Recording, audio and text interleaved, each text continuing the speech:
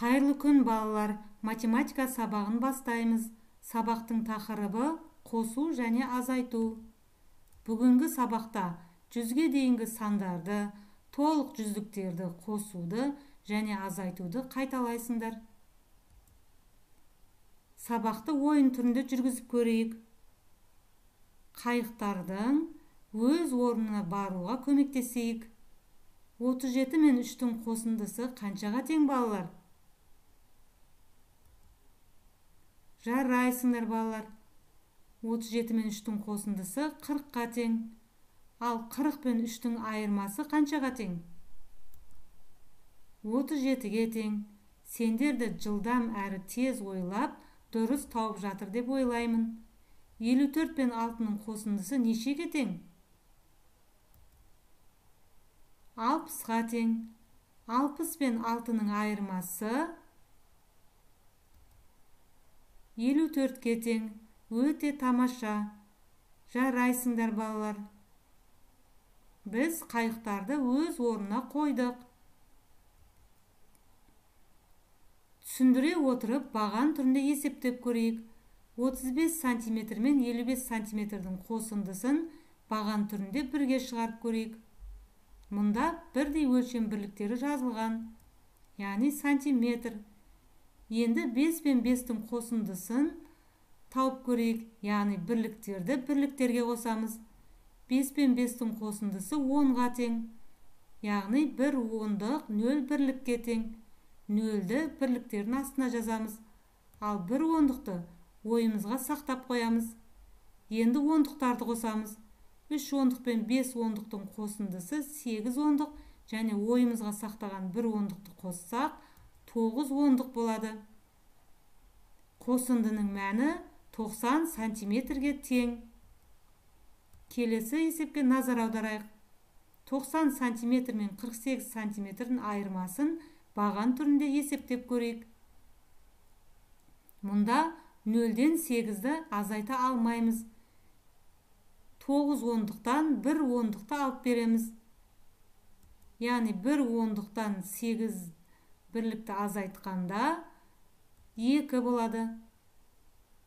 Енді біз жаңа 9 ондықтан 1 ондықты азайттық. Ол жерде 8 ондық қалды. 8 ондық пен 4 ондықтың айырмасы 4 ондыққа тең.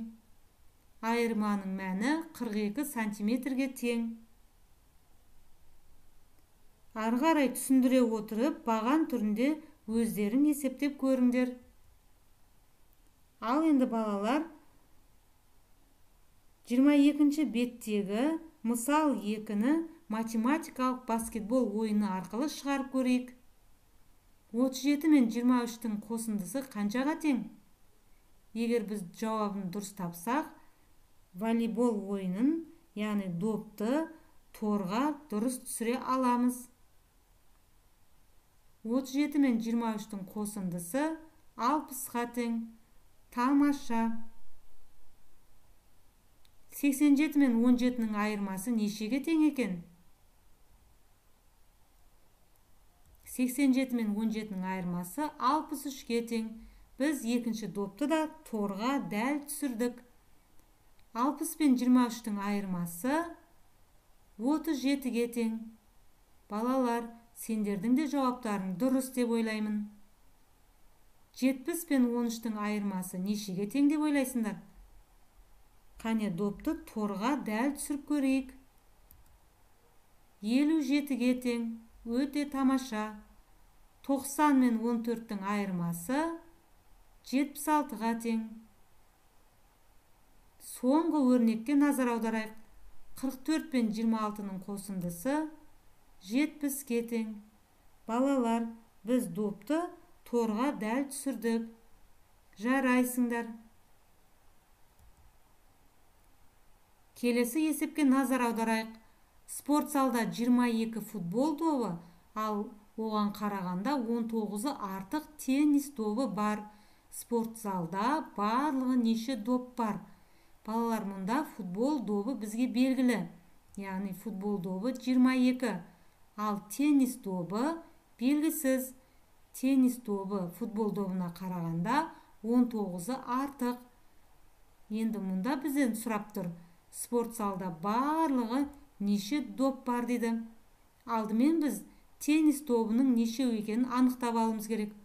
Ол үшін біз қосу амалын қолданамыз. 22 мен 19-дың қосындысы 41-ге тең. Яғни 41 теннис добы бар екен. Енді спорт залда барлығы неше доп бар екен білу үшін футбол добына теннис добын қосамыз. 22 мен 41-дің қосындысы 63-ке тең. Яғни спорт залда барлығы 63 доп бар. Келесі теңдеулерді бал араға көмектес ойыны бойынша шығарып көрейік. 23 пен қандай санның қосындысы 88-ге тең деп ойлайсыңдар? Яғни x-тің орнында қандай сан бар? Егер біз x-тің орнында қандай сан бар екен дәл тапсақ, араға бал жинауға көмектесе аламыз. 65. Жарайсыңдар. Яғни 23 пен 65-тің қосындысы 88-ге тең. Керемет. Ал енді арамыз біздің екінші гүлге қонды. Мұнда 45 пен x-тің қосындысы 95-ге тең дейді. X-тің орнында қандай сан бар деп ойлайсыңдар? Ойланып көрейік. 50. Өте тамаша. Яғни 45 пен 50-дің қосындысы 95-ге тең. Ал енді үшінші гүлдегі теңдеуді шығарып көрейік. Y пен 30-дың айырмасы 56-ға тең. Y-тің орнында қандай сан бар деп ойлайсыңдар? Ойланып көріңдер. 86. Жарайсыңдар. 86 мен 30-дың айырмасы 56-ға тең. Балалар, біз бал араға көмектестік. Ал енді балалар, бауырсаққа спорт залға жетуге көмектесейік. Мұнда мысал 7-де заңдылықты анықта және қатардағы тағы 3 санды жалғастыр деген оқулықтың 23-ші беттегі мысал 7-ге қараймыз. Яғни мұнда 27, 33 және 39 саны берілген. Біз енді бауырсақтың спорт залға жету үшін келесі сандарды анықтауымыз керек. Мұнда қандай заңдылықтар сақталған? Мысалы 27 мен 33-тің арасында қандай сандар қалып қойған? 27-ге 6-ны қоссақ 33 болады. Ал 33-ке 6-ны қоссақ 39 болады. Олай болса 39-ға 6-ны қоссақ қанша болады? 45. Жарайсыңдар. Бауырсақты ары қарай жүруге көмектестіңдер. Ал енді 45-ке 6-ны қоссақ қанша болады? 51. Өте тамаша. Біздің бауырсағымыз спорт залға жетуге сәл қалды.